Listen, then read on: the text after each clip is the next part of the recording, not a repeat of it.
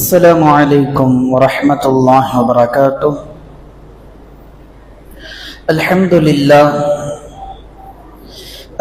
لله رب العالمين.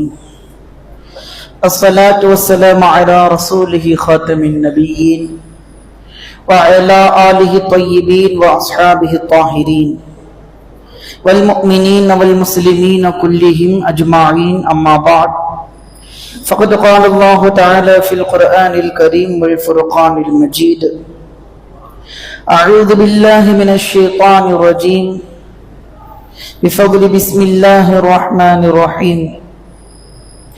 إن الله وملائكته يصلون على النبي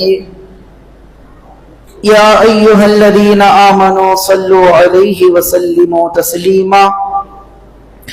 اللهم صل على سيدنا محمد النبي الأمي وعلى أبويه وآله وصحبه وسلم صلاة وسلاما دائما عليك يا سيدي يا حبيبي يا رسول الله صلى الله عليه وسلم. وقال تعالى في آية أخرى: وما من دابة في الأرض إلا على الله رزقها. وقال نبينا صلى الله عليه وسلم: إنما الأعمال بالنيات وإنما لامرئ ما نوى. اللهم رب اشرح لي صدري ويسر لي أمري واحلل عقدة من لساني يفقهوا قولي. يا ربي بالمصطفى بلغ مقاصدنا واسمح لنا ما مضى يا واسع الكرم. புகழ் அனைத்தும் நம்மை எல்லாம் படைத்து பரிபாலிக்கின்ற எல்லாம் வல்ல அல்லாஹ் ஒருவனுக்கே உரித்தாகட்டுமாக. ஸலாத்தும் ஸலாமும் கண்மணி நாயகம் முஹம்மது முஸ்தபா ரசூலுல்லாஹி ஸல்லல்லாஹு அலைஹி வஸல்லம் அன்னவர்கள் மீதும், அன்னவர்களை அப்படியே பின்பற்றிய சத்திய சஹாபாக்கள், தாபிஈன்கள், தபஅத் தாபிஈன்கள், நாதாக்கள், நல்லடியார்கள், குறிப்பாக நம் அனைவர் மீதும் குறைவின்றி நிறைவாக என்றென்றும் நிலவட்டுமாக. ஆமீன். கண்ணியத்திற்குரியவர்களே, அல்லாஹ்வுடைய மகத்தான அருளினால் நாம் எல்லாம் ஈதுல் அல்ஹா என்கிற அந்த பெருநாளை கொண்டாடி மகிழ்ந்து குர்பான்களை நிறைவு செய்து ஐயாமுத் தஷ்ரீக் என்று சொல்லப்படுகிற அந்த நாட்களிலேயே ஜும்ஆவையும் வல்லுன் அல்லாஹ் நாம் எல்லாம் அடைகின்ற பாக்கியத்தை ஏற்படுத்தி கொடுத்திருக்கின்றான். அல்ஹம்துலில்லாஹ். இன்றைய நாள் நாம் எதையெல்லாம் பேசுகிறோமோ, கேட்கிறோமோ, கேட்க இருக்கிறோமோ அத்தனை விஷயங்களையும் அமல்படுத்தக்கூடிய நல்ல தௌஃபீக்கை நம் அனைவருக்கும் தந்தல் புரிவானாக என பிரார்த்தித்தவனாக எனது உரையை துவங்குகின்றேன். கண்ணியத்திற்குரியவர்களே, இந்த உலகில் பிறந்த எல்லா ஜீவராசிகளுக்கும் இறைவன் உணவு வழங்குவதை தன் மீது கடமையாக, தனது பொறுப்பாக இறைவன் ஆக்கி வைத்திருக்கின்றான். மனிதனாக இருக்கட்டும், கால்நடைகளாக இருக்கட்டும், பறவைகளாக இருக்கட்டும், பூச்சி வகைகளாக இருக்கட்டும், ஏன் தாவரங்களாக இருக்கட்டும், கண்ணுக்கு தெரியாத உயிரினங்களாக இருக்கட்டும், எதுவாக இருந்தாலும் அவைகளுக்கு வல்லோன் அல்லாஹ் உணவு வழங்க வேண்டும் என்கிற கட்டாயத்தை தன் மீதே அவன் கடமையாக்கி வைத்திருக்கின்றான். அதைத்தான் வல்லோன் அல்லாஹ் குர்ஆன் இப்படி பேசுகிறான்: வமா மின் தாபத்தின் ஃபில் அர்தி இல்லா அலல்லாஹி ரிஸ்குஹா. இந்த உலகில் உள்ள எந்த ஜீவராசிகளாக இருந்தாலும் அவைகளுக்கு உணவு கொடுக்க வேண்டிய கடமை, ரிஸ்க் கொடுக்க வேண்டிய கடமை அல்லாஹ்வின் மீது இருக்கிறது என்று இறைவன் தனது கடமையை அங்கு பறைசாற்றுகிறார். ஆனால் இன்றைக்கெல்லாம் நிறைய மக்கள் பசியிலும் பட்டினியிலும் பஞ்சத்திலும் வாடிக்கொண்டிருக்கிறார்கள் உலகம் முழுவதும். அதனால்தான் சர்வதேச நாடுகள் எல்லாம் பல சர்வதேச நாள்களை, தேதிகளை குறிப்பிட்டு அந்த நாளுக்கென்று ஒரு பெயர் வைத்து அனுசரிக்கின்றது. அதில் ஒரு வினோதமான ஒரு நாளாக நேற்றைய தினம் மே மாதம் 28ஆம் தேதி சர்வதேச பசி தினம் என்கிற ஒரு நாளை அனுசரிக்கிறது. கண்ணியத்திற்குரியவர்களே, 1918 நிறுவப்பட்ட ஹங்கர் ப்ராஜெக்ட், ஹங்கர்னா பசியோடு இருப்பவர்னு அர்த்தம்.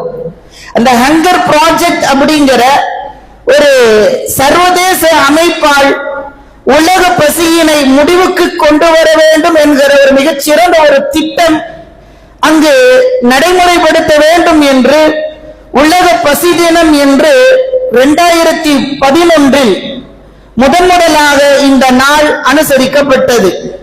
அன்று முதல் ஒவ்வொரு வருடமும் மே மாதம் 28ஆம் தேதி உலக பசி தினம் என்கிற ஒரு நாள் அனுசரிக்கப்படுகிறது.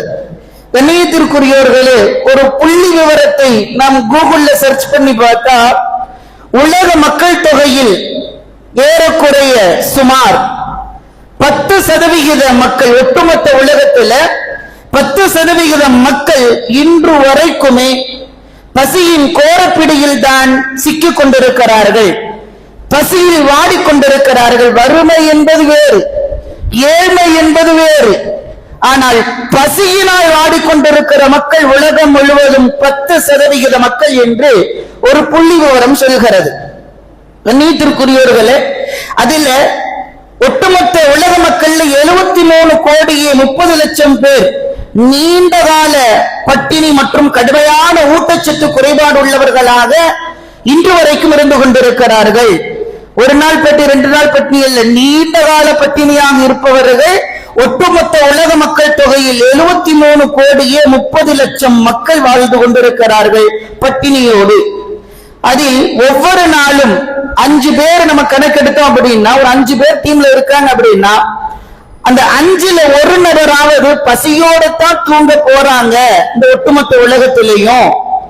அதுல 35% மக்கள், அதாவது 280 கோடி நபர்கள் ஆரோக்கியமான உணவை பெறுவதற்கு கூட வசதியற்றவர்களாக வாழ்ந்து கொண்டிருக்கிறார்கள் என்று ஒரு புள்ளி விவரம் சொல்கிறது. அது கண்ணியத்திற்குரியவர்களே, 2024ஆம் ஆண்டில் பசியால் பாதிக்கப்பட்டிருக்கிற, பசியினால் பீடிக்கப்பட்டிருக்கிற மக்களின் எண்ணிக்கை தெரியுமா? 2 வருஷத்துக்கு முன்னாடி 15 கோடியே 20 லட்சம். 2019 விட 2024 கணக்குல 15 கோடியே 20 லட்சம் மக்கள் பசியினால் வாடிக்கொண்டிருக்கிறார்கள். இந்த 15 கோடியே 20 லட்சம் என்பது 2019 விட அதிகரித்திருக்கிறது என்று அந்த புள்ளி விவரம் சொல்கிறது. கண்ணியத்திற்குரியவர்களே, அதே போல 13,30,000 மக்கள் பஞ்சத்தில் வாழ்ந்து கொண்டிருக்கிறார்கள். ஒவ்வொரு ஆண்டும், ஒவ்வொரு வருஷமும் பசியினால் உயிரிழப்பவர்களுடைய எண்ணிக்கை 90 லட்சம். நோயினால் பாதிக்கப்பட்டோ அல்லது வேறொரு காரணத்தினாலோ அல்ல, பசியினால் மட்டும் மரணிக்கின்ற மக்கள் 90 லட்சம் பேர். இதில் பெரும்பான்மையாக 5 வயதிற்குட்பட்ட குழந்தைகள் தான் மரணிக்கிறது என்று அந்த புள்ளி விவரங்கள் சொல்கிறது. என்றால் கண்ணியத்திற்குரியவர்களே, நாமெல்லாம் எப்படி வாழ்ந்து கொண்டிருக்கிறோம்? ஒருவேளை நாம் பசியோடு இருந்திருப்போமா? பசி எடுக்கும், அந்த துவக்கத்திலேயே ஏதாவது ஒரு உணவை அல்லாஹ் நமக்கு கொடுத்து விடுகிறார். கடைசிக்கு கடைசி ஒரு டம்ளர் டீ ரப்ப நமக்கு கொடுத்திருந்தாலும் இல்லையா? அதை நம்ம குடிக்கிறோமா இல்லையா? ஆனால் அதையெல்லாம் மறந்து, இறைவனை மறந்து வாழ்ந்து கொண்டிருக்கிறோம். இவர்களுக்கு மத்தியில் தான் பசியோடு வாழ்ந்து கொண்டிருக்கிற, பசியிலேயே மரணித்துக் கொண்டிருக்கிற சமூகத்திற்கு நடுவில் தான் நாமும் வாழ்ந்து கொண்டிருக்கிறோம். ஆனால் நிம்மதியாக நாம் வாழ்கிறோம் என்கிற அந்த எண்ணம் கிடையாது. நேற்றைய தினத்திலிருந்து இன்னும் சுமார் ஒரு 10லிருந்து 1 மாத காலம் வரைக்கும் நம்ம வீட்டில் மாமிசங்கள் இல்லாம இருக்காது. ஏன்னா ரப்ப அந்த அளவுக்கு நம்மள ராகத்தை வாழ வச்சிருக்கிறான். கடைசிக்கு கடைசி அந்த கறி கெட்டு போக கூடாதுங்கிறதுக்காக உப்பு கண்டம் என்கிற ஒரு பொருள் அது ரசூலுல்லாஹி ஸல்லல்லாஹு அலைஹி வஸல்லம் காலத்திலிருந்தே இருக்குது. ஐயாமு தஷ்ரீக் அப்படிங்கிற இந்த நாள் இருக்கு தெரியுங்களா? இதுக்கு பெயர் பெற்றதுக்கு காரணமே சூரிய ஒளியில இந்த கரியை காய வைப்பது அப்படிங்கறதுதான் பேர். அந்த பேரவே நமக்கு சிறப்புக்குரிய நாளாக இறைவன் கொடுத்திருக்கிறார். அப்போ ஒரு மாதம் வரைக்கும், இன்னும் சில வீடுகளில் எல்லாம் வருடம் வரைக்கும் தொடரும்.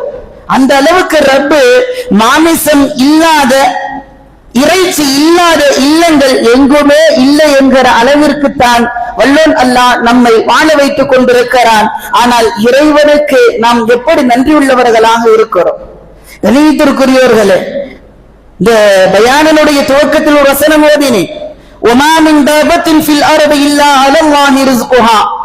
இந்த உலகத்தில் தோன்றி இருக்கிற அத்துணை ஜீவராசிகளுக்கும் வல்லோன் அல்லாஹ் தான் உணவை கொடுக்கின்றான். அது தன் மீது கடமையாகவே இறைவன் ஆக்கி வைத்திருக்கின்றான் என்று இறைவன் பேசுகிறானே. அப்படி இருக்க எப்படி பசியினால் மக்கள் வாடிக்கொண்டிருக்கிறார்கள்? பசியினால் எப்படி வாழ்ந்து கொண்டிருக்கிறார்கள்? பசியை எப்படி மரணித்துக் கொண்டிருக்கிறார்கள்? கண்ணியத்திற்குரியவர்களே, இறைவனுடைய நியதியை கடந்து சில செயல்பாடுகள், உணவு விஷயங்களில், உணவுகளை எடுத்துக்கொள்கிற விஷயத்தில் நாம் சற்று கவனம் தவறி வாழ்ந்து கொண்டிருக்கிறோம், கவனக்குறைவாக வாழ்ந்து கொண்டிருக்கிறோம். கண்ணியத்திற்குரியவர்களே, அவர்களெல்லாம் பசியில் ஏதோ ஒரு இடத்துல, நம்ம இருக்கிறது இந்தியாவுல, தமிழ்நாட்டுல, கோயம்புத்தூர்ல, உக்கட பகுதியில வாழ்ந்துட்டு இருந்தாலும் நிம்மதியா நம்ம சாப்பிட நினைக்கிறோம். ஆனா ஏதோ ஒரு உலகத்தினுடைய கடை கோடியில் இருக்கக்கூடிய ஒரு மனிதர் பசியோடு இருக்கிறார் என்றால், வாழ்ந்து கொண்டிருக்கிறார் என்றால், அல்லது மரணித்துக் கொண்டிருக்கிறார் என்றால், அதற்கும் நாமும் ஒரு காரணம். நமக்கு தேவையான உணவுகள் போக எதை நாம் எடுத்துக்கொள்கிறோமோ, அல்லது எத்தனை உணவுப் பொருட்களை வீணடித்துக் கொண்டிருக்கிறோமோ, அவைகளெல்லாம் அவர்களுக்கு போய் சேர வேண்டிய உணவுகளாகத்தான் இறைவன் வைத்திருக்கிறான். அதனால் தான் நாயகம் ஸல்லல்லாஹு அலைஹி வஸல்லம் அன்னவர்கள் சொல்வார்கள், பசியை கடந்து தன்னுடைய விருப்பத்திற்கு ஒரு மனிதர் சாப்பிடுவார் என்றால் அது அவருக்கு சேர்ந்த உணவு அல்ல. ரொம்ப டேஸ்டா இருக்குது, பசி அடங்கிருச்சு, வயிற்றுக்கு தேவையான அளவு நம்ம சாப்பிட்டுட்டோம், இருந்தாலும் வீட்டம்மா கொஞ்சம் டேஸ்டா சமைச்சிட்டாங்க, ஒரு கரண்டி எக்ஸ்ட்ரா போடுறோன்னு வைங்கல, அந்த உணவு நமக்கானது அல்ல. சரி, வேற ஒருத்தங்களுக்கு, அது நம்ம குடும்பத்தில் இருக்கிறவங்களுக்கு இருக்கலாம், அல்லது ஏன் இன்னும் சொல்வதானால் அந்த உணவு கெட்டு போய் அது வேறொரு ஜீவராசிக்கு, ஏன் நாய்க்கு கூட அது உணவாக அமைந்திருக்கலாம். வல்லோன் அல்லாஹ் அதை அப்படித்தான் ஒரு இயற்கையாக இறைவனுடைய நியதியாக வடிவமைத்து கொடுத்திருக்கிறான். ஆனால் நாம் அதையெல்லாம் கடந்து கொஞ்சம் டேஸ்ட் அதிகமா இருக்கா, இல்ல இன்னும் இடத்துல அதிகமா இருக்கா, அல்லாஹ் பாதுகாக்கணும். சில பேர்ல என்ன பண்ணுவாங்கன்னா, பேண்ட் லூஸ் பண்ணி சாப்பிடுற பழக்கம் எல்லாம் இருக்கும். அண்ணா கோடு போட்டிருப்பாங்க, அண்ணா கோடு அப்படியே எடுத்துருவாங்க. சில பேர் வேட்டி போட்டிருப்பாங்க, வேட்டி லூஸ் பண்ணுவாங்க, அப்படி கொஞ்சம் அமுக்கி சாப்பிடுவாங்க. இதெல்லாம் என்ன அப்படின்னா, ரப்பு ரிஸ்க் கொடுத்திருக்கிறான், ஆனா அது நமக்கான ரிஸ்க் அல்ல. அந்த உணவு நமக்கானது அல்ல. பசியை போக்குகிற அளவிற்கு உண்பதுதான் அது நமக்கான உணவு. அதனால் தன் நாயகம் ஸல்லல்லாஹு அலைஹி வஸல்லம் அவர்கள் சொல்வார்கள், உங்களுடைய வயிற்றை 3 பகுதியாக பிரித்துக் கொள்ளுங்கள். ஒரு பகுதி உணவுக்கு, ஒரு பகுதி நீருக்கு, மற்றொரு பகுதி வெற்றிடமாக நீங்கள் வைத்துக் கொள்ளுங்கள். அதுதான் உங்களுக்கான உணவு. அப்படி வாழ்வதுதான் ஆரோக்கியமான வாழ்க்கை என்று நாயகம் ஸல்லல்லாஹு அலைஹி வஸல்லம் அவர்கள் சொல்லி இருக்கிறார்கள். ஆனால் இன்னைக்கெல்லாம் வயிற்றுல எங்க இடம் இருக்குதுன்னே தெரியாது, அந்த அளவுக்கு நம்ம சாப்பிட்டு கொண்டிருக்கிறோம். கண்ணியத்திற்குரியவர்களே, இது ஒரு குறைபாடு அல்லது சுட்டி காட்டுவதற்காகவோ அல்லது குத்தி காட்டுவதற்காகவோ சொல்லப்படுவது அல்ல. இந்த உணவு நம்மை கடந்து வேறொரு உயிருக்கு செல்ல வேண்டிய உணவு என்பதை மறந்து வாழ்ந்துவிடக் கூடாது. கண்ணியத்திற்குரியவர்களே, நாயகம் ஸல்லல்லாஹு அலைஹி வஸல்லம் அன்னவர்கள் துஆக்களில் ஒன்று என்ன தெரியுமா? அதிகம் துஆ கேட்பதில் ஒரு துஆவை வளமையாக வைத்திருந்தார்கள். அல்லாஹும்ம இன்னி அஊது பிக மினல் ஜூ. இறைவா, பசியினால் வாடுவதை விட்டும், பசியினால் வாழ்வதை விட்டும், பசியால் மரணிப்பதை விட்டும் இறைவா நான் உன்னிடத்தில் பாதுகாவல் தேடுகிறேன் என்று பெருமானார் ஸல்லல்லாஹு அலைஹி வஸல்லம் அன்னவர்கள் துஆ கேட்டிருக்கிறார் என்றால், பசி என்பது அவ்வளவு கொடுமையான ஒரு விஷயம். நாயகம் ஸல்லல்லாஹு அலைஹி வஸல்லம் அவர்கள் காலத்தில் வாழ்ந்த சஹாபாக்கள், பெரும்பாலான சஹாபாக்கள் பசியினால் வாடி இருக்கிறார்கள், அந்த வலியை உணர்ந்திருக்கிறார்கள். நம்மிலும் கூட இதற்கு முன்ன உள்ள ஜெனரேஷன் கேட்டா தெரியும், ஒருவேளை சாப்பாடு கிடைச்சிராதா அப்படின்னு ஏங்கிட்டு இருந்த சில நபர்கள் எல்லாம் இந்த சபையில் இருக்கலாம்.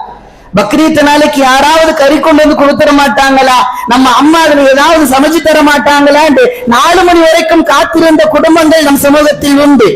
கண்ணியத்திற்குரியவர்களே, ஆனால் இன்றைக்கெல்லாம் அப்படி அல்ல.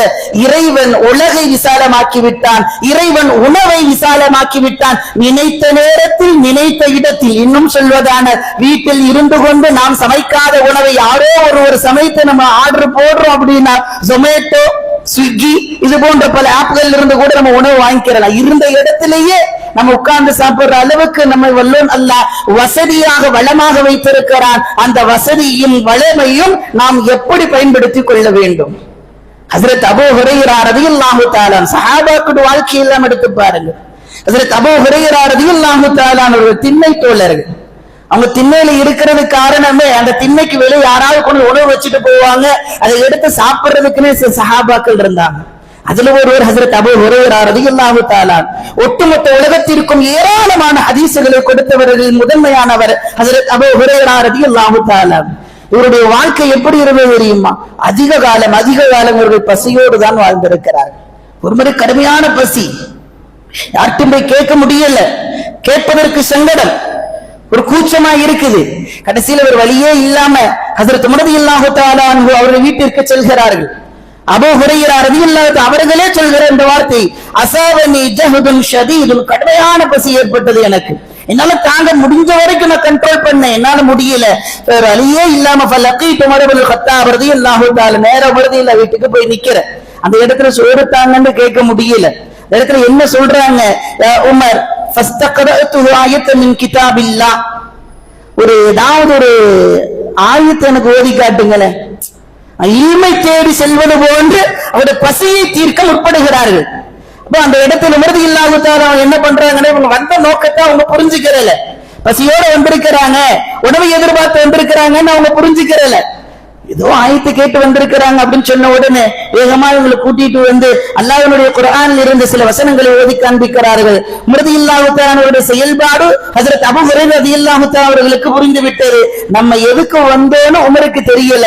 சரி, இதுக்கு மேல நமக்கு இருக்கிறது நல்லதல்ல அப்படின்னு கிளம்பி வீட்டுக்கு வர்றாங்க. அவங்களுடைய திண்ணைக்கு வர்றாங்க. வர்ற வழியில பசியில மயக்கம் போட்டு கீழே விழுந்துடுறாங்க.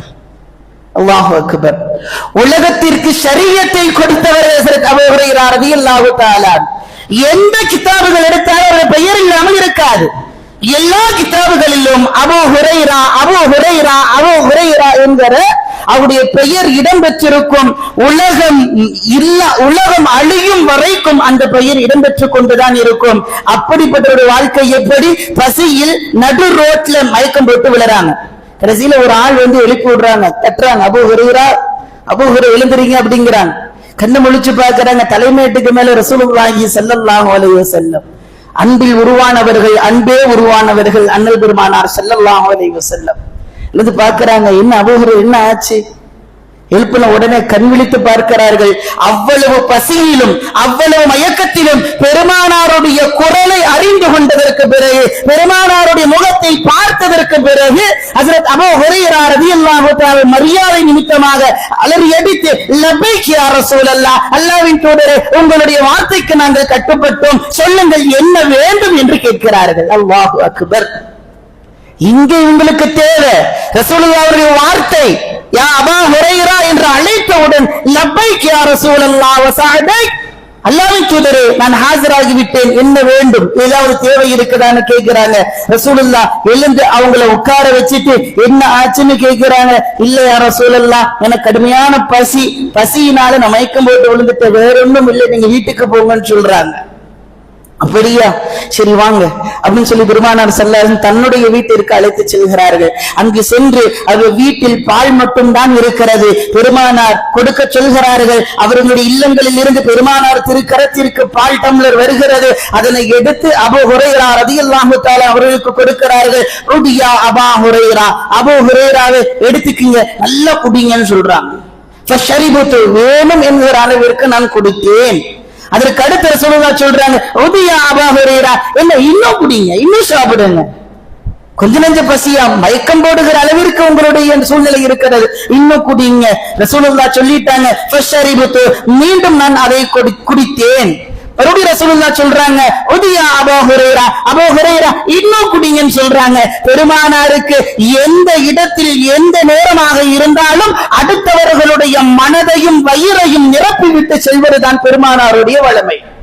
அவர்கள் குடிக்கிறார்கள். அபூ ஹுரைரா ரலியல்லாஹு அன்ஹு அவர்கள் சொல்கிறார்கள், ஃபஷரிபுது ஹத்தா இஸ்தவா பதனி வஸார கல் கத்ஹி, நான் குடித்தேன் என்ற அளவிற்கு என்றால் என்னுடைய வயிறு பானையை போன்று மாறிவிட்டது. அவங்க அப்படியே சொல்றாங்க, இஸ்தவா பதனி கல் கத்ஹி, பானையை போன்ற ஒரு சட்டி மாதிரி ஆயிருச்சு. அந்த அளவுக்கு நான் நல்ல வயிறார குடிச்சேன். இன்னும் சொல்வதால் வயிறு நிரம்ப குடித்ததை விட வயிற்றிலிருந்து வெளியே நிரம்பி வருகின்ற அளவிற்கு நான் குடித்தேன். அந்த அளவிற்கு பெருமானார் ஸல்லல்லாஹு அலைஹி வஸல்லம் அவர்கள் கொடுத்தார்கள் என்ற அந்த வரலாற்றை சொல்லி முடித்து அதற்கிடையில் உமர் ரலியல்லாஹு தஆலா அவர்கள் சந்திக்கிறார்கள். ஹஜ்ரத் அபூ ஹுரைரா சொல்றாங்க, யா உமர், நான் உங்களுடைய வீட்டிற்கு வந்ததற்கு காரணம் என்ன தெரியுமா?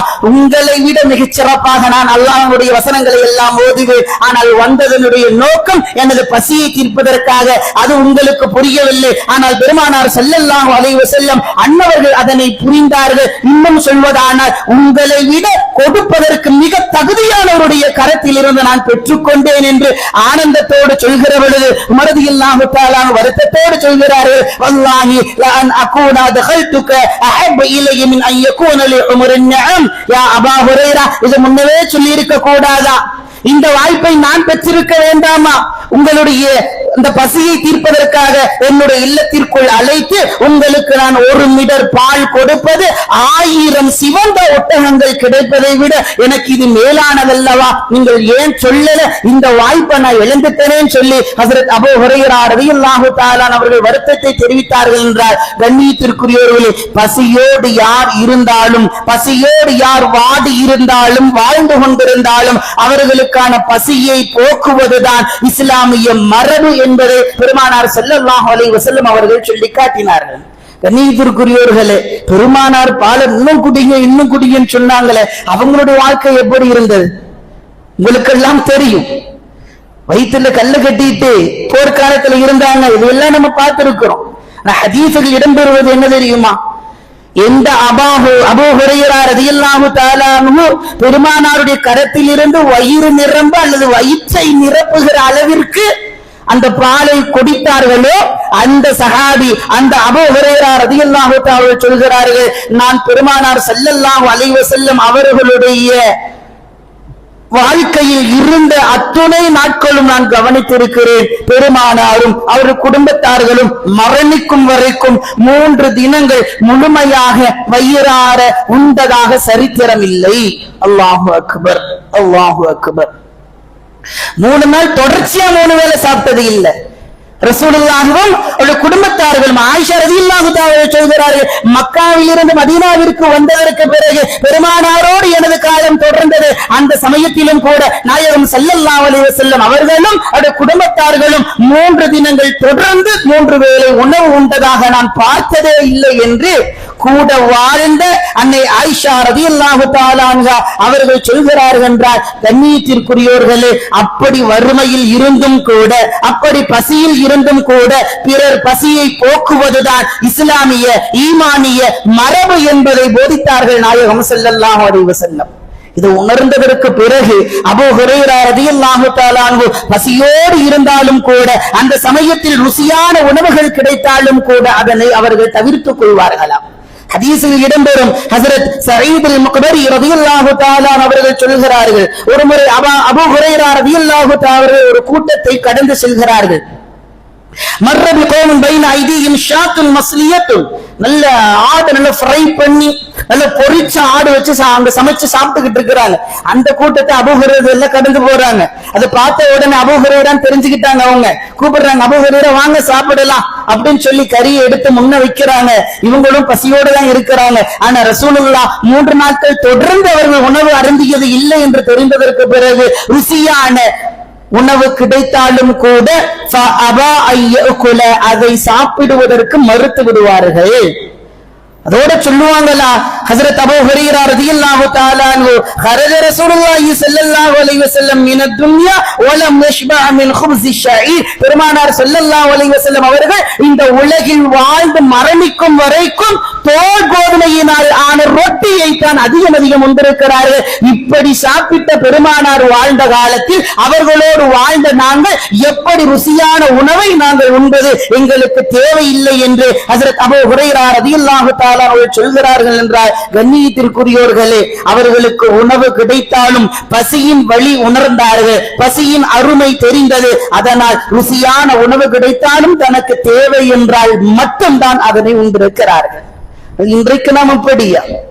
இறைவன் கொடுத்திருக்கிறான், குறைவில்லாமல் நிறைவாக கொடுத்திருக்கிறான். நாமும் நிறைவாக சாப்பிடலாம், தவறே இல்லை. இறைவன் கொடுத்த நிஅமத்தை அனுபவிப்பதற்கு நமக்கு உரிமை உண்டு. ஆனால் இந்த உணவு இன்னும் சிலருக்கு சென்றால் எப்படி இருக்கும்? எத்தனை நபர்கள் பசியோடு இருக்கிறார்கள், வாங்க முடியாத எத்தனையோ பேர் இருப்பாங்களே. இந்த உணவுனா என்னன்னு தெரியாம எத்தனையோ பேர் இருப்பாங்களே. அவங்களுக்கு ஒரு நாள் கொடுக்கலாம் என்கிற எண்ணம் தோன்றினால் உண்மையிலேயே நமக்கு ஈமான் ஏதோ ஒரு இடத்துல உள்ளத்துல ஒட்டிக்கிட்டு இருக்குன்னு. பெருமானார் ஸல்லல்லாஹு அலைஹி வஸல்லம் அவருடைய காலத்தில் ஒரு நிகழ்வு. ஹஜ்ரத் பெருமானார் ஸல்லல்லாஹு அலைஹி வஸல்லம் அவர்களை ஒரு சஹாபி வீட்டுக்கு விருந்துக்கு கூப்பிடுறாங்க. இவங்க யார் அப்படின்னா பாரசீக நாட்டை சார்ந்தவர்கள். இவங்க வீட்டுல சரியான டேஸ்டா சமைக்கக்கூடிய ஆட்கள். சில வீடுகள் எல்லாம் அப்படி கைப்போக்கு அமைஞ்சிரும், நல்ல டேஸ்டா சமைப்பாங்க. இவங்க என்ன பண்றாங்கன்னா நல்ல கரிசால் நான் சமைச்சு வச்சுட்டு ஸல்லல்லாஹு அலைஹி வஸல்லம் அவங்களை போய் கூப்பிடலான்னு போறாங்க. போற இடத்துல பக்கத்துல ஆயிஷா ரலியல்லாஹு தஆலா அவங்களும் இருக்கிறாங்க. யார சொல்லலாம், வீட்டுக்கு வாங்க, கொஞ்சம் கரிசால் நாக்கி இருக்கு, சாப்பிட்டு போலான்னு சொல்றாங்க. இவங்க வீட்டுல உணவு இல்லை, பெருமானாரும் சாப்பிடல, ஆயிஷா அம்மாவும் சாப்பிடல. அந்த இடத்துல சப்தமாக இல்லாம சிக்னல் கொடுக்கறாங்க. 2 விரல காமிச்சு இப்படி பக்கத்துல காமிச்சு இவங்களை கூட்டிட்டு வரட்டுமா அப்படின்னு கேட்கிறாங்க. அழைப்பு பெருமானாருக்கு மட்டும் தான், ஆனால் உணவு இல்லாம இவர்களும் பசியோடு இருக்கிறார்கள். சிக்னல் கொடுக்கறாங்க அப்படின்னு. அப்போ அவன் சஹாபி சொன்னாங்க, இல்ல யா ரசூலல்லாஹ், ஒரு ஆளுக்கு தான் அங்க உணவு இருக்கும், 2 பேர் வருவது முக்கியம் அல்ல, வர்றது பிரச்சனை இல்லை, ஆனா ஒரு ஆளுக்கு தான் இருக்கும், வேண்டாம் அப்படிங்கிறாங்க. பெருமானார் ஸல்லல்லாஹு அலைஹி வஸல்லம் அப்படியா, நானும் வரல, சரி நீங்க சந்தோஷமா சாப்பிடுங்க. மனைவி பட்டினியோடு இருக்கிறார், எப்படி அவரை விட்டு விட்டு உணவு உண்டது? பரவாயில்ல, என் மனைவி பசியோடு நானும் பசியோடு இருந்து கொள்கிறேன். அடுத்து சஹாபி போறாங்க, மனசு கேட்கல, திரும்ப வர்றாங்க. யார சொல்லலாம், கொஞ்சம் வாங்கல, சும்மா டேஸ்ட் மட்டும் பார்த்துட்டு போயிருங்களேன். மறுபடியும் ரசூலுல்லாஹ் கேட்கறாங்க, பக்கத்துல சிக்னல் கொடுக்கறாங்க, இவங்களை கூட்டிட்டு வரட்டுமா அப்படின்னு. ஏன்னா சத்தமா கேட்டு ஆயிஷா அம்மாக்கு தெரிஞ்சு அவங்க வேண்டாம் சொல்லி மறுத்து ஆயிஷா அம்மா சங்கடப்பட்டு கூடாது. எப்படி எல்லாம் நாகரிகத்தோடு பெருமானார் நடந்திருக்கிறாரு. சிலர் கொடுக்கறாங்க. சஹாபி, இல்லையா ரசூலுல்லாஹ், ஒருத்தருக்குத்தான் உணவு இருக்கு, நீங்க மட்டும் இப்படியாவது வாங்கல. ரசூலுல்லாஹ், இல்ல வேண்டாம், நீங்க போய் சந்தோஷமா சாப்பிடுங்க. செல்கிறார்கள், மீண்டும் மனது கேட்கல, 3வது முறை வருகிறார்கள். வந்த பொழுது பெருமானார் ஸல்லல்லாஹு அலைஹி வஸல்லம் அடுத்து கேட்கிறார், யா ரசூலுல்லாஹ் வீட்டுக்கு வந்துட்டு போங்கள். மறுபடியும் பெருமானார் கேட்கிறாங்க, இவங்களை கூட்டிட்டு வரட்டுமா? எத்தனை முறை வந்தாலும் மனைவி உண்ணாமல் நானும் உண்ண மாட்டேன் என்கிற அந்த கணவனுடைய அந்த புருஷ லட்சணம் சொல்லுவாங்க இல்லையா, அந்த இலக்கணத்தின்படி வாழ்ந்தவர்கள் தான் பெருமானார் ஸல்லல்லாஹு அலைஹி வஸல்லம். இன்றைக்கெல்லாம் நம் மனைவிமார்கள் எத்தனை நாள் பட்டினியோடு இருப்பார்கள். வீட்டில எல்லாம் பழைய உணவுகளை உண்பதுதான் வாடிக்கையாக இருக்கும். கவனித்தால் தெரியும், நமக்கு நல்ல டேஸ்டா ஃப்ரெஷ்ஷா சூடா செஞ்சு கொடுத்துருவாங்க. ஆனா அவங்க ஆறி போனது, மீண்டு போனது, இன்னும் கெட்டு போற ஸ்டேஜுக்கு கொஞ்சமா பக்கத்துல இருக்கிறது, சக்கராத்து நாள்ல இருக்கிறது, இதை அவங்க சாப்பிட்டுக்கிட்டு இருப்பாங்க. இன்னும் சில நேரங்களில் நம்ம நண்பர்களோடு சேர்ந்து ருசியான பல வெரைட்டியான உணவுகளை எல்லாம் தேடி சென்று சாப்பிடுவோம். ஆனா மனைவிமார்களுக்கு ஒரு பார்சல் கூட வாங்கிட்டு வர மாட்டோம், அவங்களுக்கு தெரியாம தான் சாப்பிடுவோம். ஒரு பக்கம் அவங்க திட்டுவாங்கன்னு பயம், இன்னொரு பக்கம் வாங்கிட்டு போடுமாங்கிற எண்ணம். இந்த 2 நாள் அவங்கள விட்டு சாப்பிடுற வளமை நமக்கு. ரசூலுல்லாஹ் அப்படி இல்ல, விருந்தாக இருந்தாலும் மனைவியும் அழைத்து செல்ல வேண்டும். காரணம், அவர்களும் பசியோடு இருக்கிறார்கள். 3வது முறை பெருமானார் கேட்டவுடன் சஹாபி சொல்றாங்க, யா ரசூலல்லாஹ் அவர்களையும் அழைத்து வாருங்கள் என்று சொல்கிறார்கள். இருவரும் அவரை தொடர்ந்து சென்றார்கள், வயிறார உணவு உண்டார்கள் என்று வரலாறு சொல்கிறது என்றால், கண்ணியத்திற்குரியோர்களே, நாயகம் ஸல்லல்லாஹு அலைஹி வஸல்லம் அன்னவர்கள் பசியால் வாடினார்கள், பசியால் வாழ்ந்தார்கள், பிறருடைய பசியை புரிந்தார்கள், உணர்ந்தார்கள், வழியை தெரிந்திருந்தார்கள். அதனால் மனைவியாக இருந்தாலும் தோழர்களாக இருந்தாலும் அவர்களுக்கு பசி என்றால் தன்னுடைய பசியை தாங்கிக் கொண்டு அவர்களுக்கு உணவளிக்க வேண்டும் என்கிற உயரிய பண்போடு வாழ்ந்தவர்கள் தான் நாயகம் ஸல்லல்லாஹு அலைஹி வஸல்லம் அன்னவர்கள். அவர்களை பின்பற்றுகிற நாம் எப்படி வாழ வேண்டும் என்பதை நாமே முடிவு செய்து கொள்ள வேண்டும். கண்ணியத்திற்குரியோர்களே, இறைவன் உலகில் உள்ள எல்லா ஜீவராசிகளுக்கும் உணவை கொடுப்பது தன் மீது கடமை என்று ஆக்கி வைத்திருக்கிறார். அந்த கடமையை செய்ய விடாமல் தடுத்துக் கொண்டிருப்பது நாம் தான். காரணம் என்ன தெரியுமா? ஒரு புள்ளி விவரம் நிறைவாக நான் முடித்துக் கொள்வேன். உலகில் 13% உணவு அறுவடைக்கு பிறகும் சில்லறை விற்பனை கடைகளுக்கு செல்வதற்கு முன்பும் 13% உணவு வீணாகுது. அதே போல மளிகை கடைகள்ல, உணவகங்கள்ல, அங்கிருந்து நம்ம வீட்டுக்கு வந்ததுக்கு பிறகு 17% உணவு வீணாக்கப்படுகிறது உலகம் முழுவதும். இந்த கிலோ எத்தனை பொருட்கள் வீணாகிறது? கண்ணியத்திற்குரியவர்களே, உலகத்திலேயே மொத்தம் 1/3 உணவு, அதாவது 1.3 பில்லியன் உணவு உலகில் வீணடிக்கப்படுகிறது ஒவ்வொரு நாளும். 1.3 பில்லியன் டன் கணக்குல உணவுகள் வீணடிக்கப்படுகிறது. அதில் சுமார் இந்தியாவில் மட்டும் உற்பத்தி ஆகக்கூடிய தானியங்கள்ல ஏறத்தாழ 40% உணவுகள் வீணடிக்கப்படுகிறது. அதோட மதிப்பு எவ்வளவு தெரியுங்களா? 40%. சிம்பிளா கேட்கறதுக்கு நல்லா இருக்கும். 40%, 40%, அவ்வளவுதான். அது நமக்கு ஈஸியா தெரியலாம். அதோட மதிப்பு என்ன தெரியுமா? 58,000 கோடி ரூபாய். அல்லாஹ் அக்பர். இந்தியாவில் மட்டும் 58,000 கோடி ரூபாய்க்கான மதிப்பிலான உணவுகள் வீணடிக்கப்படுகிறது. ஒவ்வொரு நாளும் 15,000 டன்கள் உணவு தானியங்கள் எல்லாம், உணவுப் பொருட்கள் எல்லாம் வீணடிக்கப்பட்டுக் கொண்டிருக்கிறது. அதில் 3,000 டன்கள் சாப்பிடுவதற்கும் சேகரித்து வைப்பதற்கும் தகுதியான பொருட்கள் என்று அந்த புள்ளி விவரம் சொல்கிறது என்றால், கண்ணியத்திற்குரியோர்களே, இந்தியாவில் ஒவ்வொரு ஆண்டும் ஒரு நபருக்கு 50 கிலோ என்ற அளவில் உணவு வீணடிக்கப்படுகிறது என்று ஒரு நபர் வரைக்குமே இன்னைக்கு புள்ளி விவரம் சரியாக கணக்கெடுத்து வைத்திருக்கிறார்கள். ஆனால் அதனை சரி செய்வது எப்படி என்பதில் நாம் எல்லாம் தோற்று போய் இருக்கிறோம். ஒவ்வொரு மனிதரும் சுயமாக சிந்தித்து தனி மனித நபர் இந்த உணவு நாம் வீணடிக்க கூடாது. இறைவன் இது நமக்காக மட்டும் தரவில்லை, நம்மை கொண்டு பிறருடைய பசியும் போக்குவதற்காக இறைவன் வைத்திருக்கிறான் என்கிற உணர்வோடு அந்த உணவை எடுத்துக் கொள்வோமே என்றால் அந்த உணவு எடுத்துக் கொள்வதும் இபாதத்தாக ஆகிறது. அதே சமயத்தில் நாம் அந்த பொருட்களை வீணடிக்காமல் பிறருடைய பசியை போக்குவதற்காக நாம் கொடுத்தோம் என்கிற நன்மையும் நமக்கு கிடைக்கிறது. எல்லாம் வல்ல அல்லாஹ் பிறருடைய பசியறிந்து பிறருக்கு பசியாற்றுகிற நல்ல தௌஃபீக்கையும் பொருளாதார வசையும் தந்திர புரிவானாக. எந்த நிலையிலும் உணவுகளை வீணடிக்காமல் அல்லாஹ் நம்மை பாதுகாத்து புரிவானாக. இறைவன் கொடுத்த அந்த நிஅமத்துகளுக்கு நன்றியுள்ளவர்களாக நம்மை ஆக்கி அருள் புரிவானாக. வ ஆகிரு தஅவானா அல்ஹம்துலில்லாஹி ரப்பில் ஆலமீன். அஸ்ஸலாமு அலைக்கும் வரஹ்மத்துல்லாஹி வபரகாத்துஹு.